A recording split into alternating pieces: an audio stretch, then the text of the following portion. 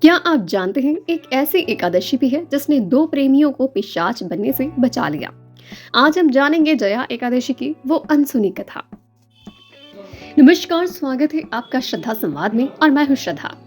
क्या आप जानते हैं जाने अनजाने में किया गया एक व्रत आपको नरक और पिशाच योनि से बचा सकता है। आज हम बात कर रहे हैं माघ मास की सबसे शक्तिशाली एकादशी जया एकादशी की। आखिर क्यों इस एकादशी को विजय का प्रतीक माना जाता है? कौन सी देवी एकादशी है जिनका जन्म स्वयं भगवान विष्णु के अंश से हुआ? आज के इस विशेष अंक में हम न केवल एकादशी माता की उत्पत्ति की रहस्यमय कथा सुनेंगे, बल्कि उस गंधर्व और अप्सरा की कहानी भी जानेंगे जो अपनी एक गलती से पिशाच बन गए थे।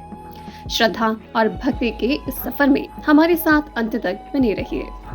सबसे पहले हम जानते हैं एकादशी कौन है। एकादशी की उत्पत्ति की यह अद्भुत कथा। अक्सर लोग सोचते हैं एकादशी केवल एक तिथि है, लेकिन पौराणिक कथाओं के अनुसार एकादशी एक देवी है जिनका जन्म भगवान विष्णु के अंश से हुआ था। सतयुग में मूर नामक एक अत्यंत ही बलशाली राक्षस था। उसने स्वर्ग पर विजय प्राप्त कर इंद्र को देवलोक से निकाल दिया। सभी देवता रक्षा के लिए भगवान विष्णु जी के पास गए। विष्णु जी और मूर राक्षस के बीच युद्ध चला।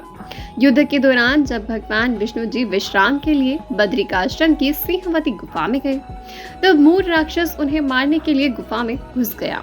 तभी भगवान विष्णु के शरीर से एक दिव्य और ओजस्वी कन्या प्रकट हुई।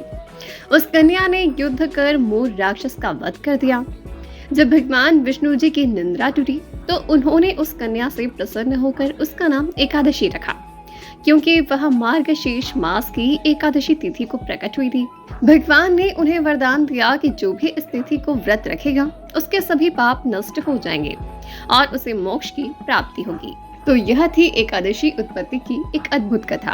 अब हम जानते हैं जया एकादशी को जया एकादशी क्यों कहते हैं। जया शब्द का अर्थ है विजय दिलाने वाली।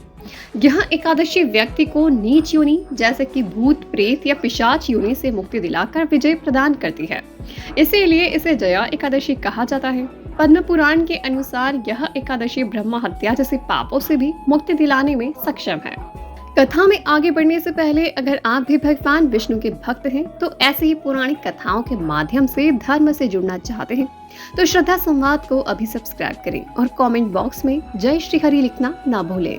अब हम आपको सुनाते हैं जया एकादशी की मुख्य कथा। एक बार इंद्र की सभा में माल्यवान नामक एक गंधर्व गायक और पुष्पवती नाम की एक अप्सरा नर्तकी थी।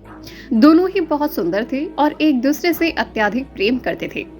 एक दिन इंद्र की सभा में गायन और नृत्य का आयोजन था। माल्यवान गा रहा था और पुष्पवती नृत्य कर रही थी। मोहपाश में बंधे होने के कारण दोनों का ध्यान अपने काम में नहीं था। माल्यवान सुर से भटक गया और पुष्पवती की लय बिगड़ गई। इसे देवराज इंद्र ने अपना अपमान समझा और क्रोधित होकर श्राप दे दिया कि तुम दोनों पति पत्नी के रूप में मृत्यु लोक पृथ्वी पर जाओ और पिशाच योनि प्राप्त करो।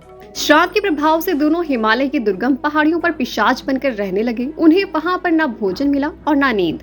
वे अत्यंत ही ठंड और भूख से व्याकुल रहते थे। उन्हें अपने किए पर बहुत पछतावा हो रहा था। माघ मास के शुक्ल पक्ष की एकादशी जया एकादशी के दिन दोनों ही बहुत दुखी थे। ठंड होने के कारण उन्हें पूरे दिन कुछ भी ग्रहण नहीं किया था और रात भर भी जागते रहे। अनजाने में ही उनसे जया एकादशी का उपवास और रात्रि जागरण हो गया। सुबह होते ही भगवान विष्णु के प्रभाव से उनके पिशाच योनि छूट गई और वे पुनः अपने दिव्य सुंदर स्वरूप में आ गए। स्वर्ग से विमान आया और वे देवलोक पहुंच गए। जब देवराज इंद्र ने उन्हें वापस देखा तो आश्चर्यचकित रह गए। माल्यवान ने बताया कि यह सब जया एकादशी के प्रभाव से हुआ है। इंद्र बहुत ही प्रसन्न हुए और उन्हें पुनः स्वर्ग में स्थान दिया। इस कथा का सार यही है कि एकादशी का व्रत केवल धार्मिक अनुष्ठान नहीं है, बल्कि मन की शुद्धि और नीच प्रवृत्तियों से ऊपर उठने का यह एक मार्ग है।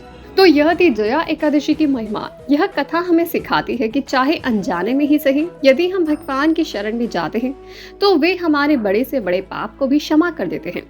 अगर आपको आज का यह संवाद पसंद आया है तो इस वीडियो को लाइक करें, अपने मित्रों और परिवार के साथ भी शेयर करें ताकि वे इस पुण्यदायी कथा का लाभ उठा सके। आप अगली वीडियो किस विषय पर या किस एकादशी पर चाहते हैं, हमें कमेंट बॉक्स में जरूर बताएं। मिलते हैं आपसे अगली एक और आध्यात्मिक यात्रा में। तब तक के लिए देखते रहिए श्रद्धा संवाद। हम फिर मिलेंगे अगले वीडियो में। तब तक के लिए दीजिए इजाजत। नमस्कार। जय श्री महाकाल। जय श्री कृष्ण।